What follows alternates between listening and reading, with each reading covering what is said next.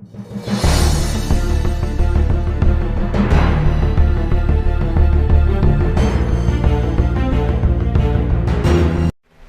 दोस्तों, सनातन रक्षक टीम आप सभी दर्शकों का हार्दिक स्वागत करता है।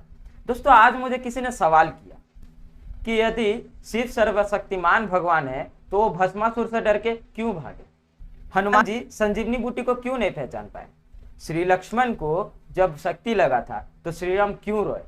इस प्रकार के सवालों का एक वाक्य में जवाब यह है कि जब आपके माता पिता आपको चलना सिखाते हैं तो वे स्वयं उल्टा चलते हैं ताकि आपको सीधा चलना सिखा सके और आपको गिरने से भी बचा सके। आप इन बातों को यहाँ दिए गए कुछ उदाहरणों से समझ सकते हैं। तो वीडियो को आगे बढ़ाने से पहले यदि आप चैनल पर नए हैं तो चैनल को सब्सक्राइब करें। यदि आप फेसबुक से देख रहे हैं तो वीडियो को लाइक करें, पेज को फॉलो करें। तो चलिए सवालों की ओर आगे बढ़ते हैं। भगवान शिव एक राक्षस की भक्ति से बहुत प्रसन्न हो गए। तब उन्होंने कहा कि तुम जो मांगोगे मैं तुम्हें वो दे दूंगा। तब राक्षस ने मांगा कि मैं जिसके भी सर पर हाथ रखूं वह वही भस्म हो जाए। भगवान शिव ने बिना किसी सोच विचार के उसे वो वरदान दे दिया। तब वो राक्षस शिव जी के ही पीछे पड़ गया। भगवान शिव वहां से तुरंत चले गए और तब भगवान विष्णु ने मोहिनी रूप धारण करके उसी वरदान से उस राक्षस का वध किया। अब इस कथा का अर्थ ये नहीं कि भगवान शिव उस राक्षस को पहचान नहीं सके, या भगवान शिव उस राक्षस से स्वयं को बचा नहीं सकते थे, या भगवान शिव उस राक्षस का वध नहीं कर सकते थे।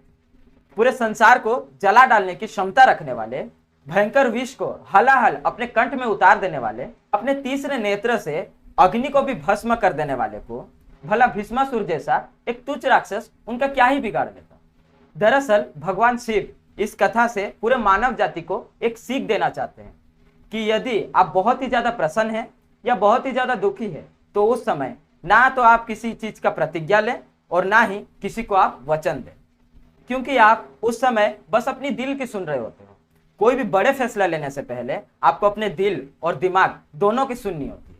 दूसरी बात कि कभी किसी व्यक्ति को पूरी तरह परखे बिना किसी भी अयोग्य या दुष्ट व्यक्ति को पहचानने से पहले उस व्यक्ति के ऊपर विश्वास नहीं करना चाहिए, क्योंकि वो समाज के लिए तो खतरनाक होता ही है, पर वो व्यक्ति सबसे पहले आपका ही अहित करने में लग जाएगा।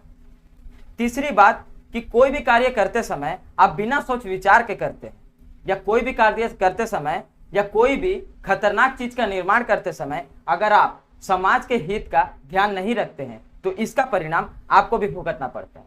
और चौथी बात, यदि आप किसी भी भले या सज्जन व्यक्ति से दी गई किसी भी चीज या शक्ति का गलत इस्तेमाल करते हैं भस्मासुर की तरह, या उस शक्ति से आप दूसरों को नुकसान पहुंचाने के प्रयास करते हैं तो वो शक्ति उल्टा असर करने लगती और आप ही का विनाश कर डालती है।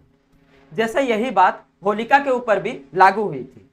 होलिका ने ब्रह्मा जी के दिए गए वरदान का दुरुपयोग कर एक निर्दोष बालक प्रहलाद को जिंदा जलाने की कोशिश की थी, तो वही वरदान उसी होलिका के लिए श्राप बन गया। अब दूसरा सवाल कि हनुमान जी संजीवनी बूटी को क्यों पहचान नहीं पाए? हनुमान जी तो संजीवनी बूटी की पहचान कर लेते, फिर वे मानव जाति को सीख कैसे देते कि यदि आपके सामने भी ऐसी परिस्थिति हो, साथ ही समय भी बहुत कम हो और आपको बहुत सारे चीजों के बीच में सही चीज का ज्ञान ना हो, कुछ समझ ना आ रहा हो, तो यथाशक्ति आपको क्या करना चाहिए? अब तीसरा प्रश्न कि लक्ष्मण जी को शक्ति लगने पर श्री राम क्यों रोए?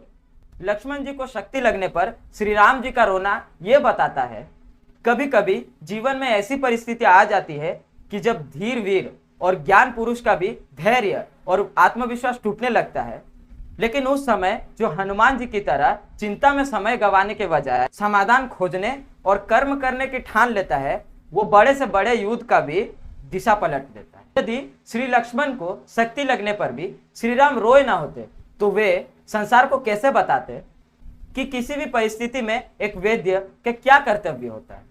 कैसे बताते कि हनुमान जी संकट मोचन है? कैसे बताते कि किसी भी बड़े समस्या का समाधान कैसे निकाला जाता है? कैसे बताते कि हनुमान जी उन्हें अपने भरत की तरह ही क्यों प्रिय है? प्रभु श्री राम जी का चिंता करना उनकी लीलाएं हैं, ताकि इस बहाने उनके भक्तों और बच्चों की चरित्र की महानता संसार के सामने आ सके।